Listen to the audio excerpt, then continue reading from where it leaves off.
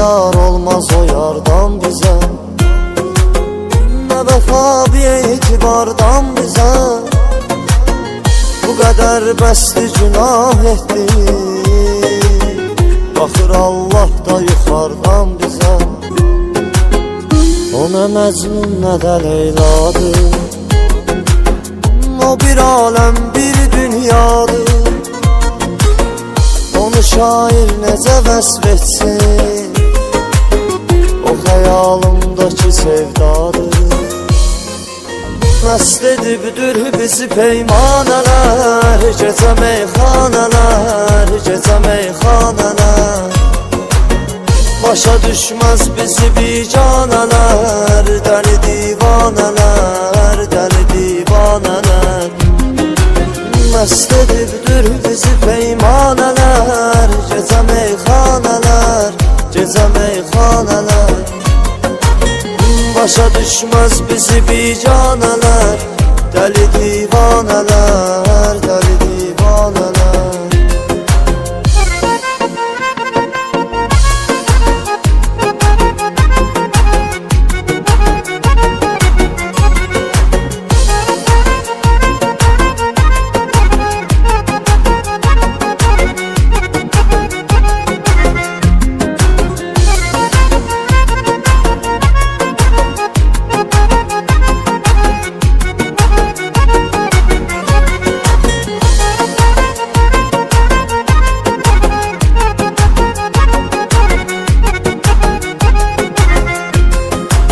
Bəzən insan küsür hər şeydən.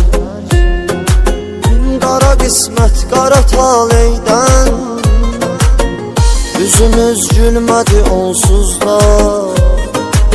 Saqi aşiqlərə süzməkdən. Saqi meysüz ki üzüm qalmasın. Qoca dünyada gözüm qalmasın.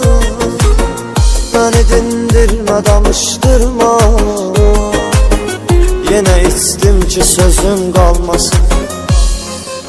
Məst edibdir bizi peymanələr. Gecə meyxanələr, gecə meyxanələr.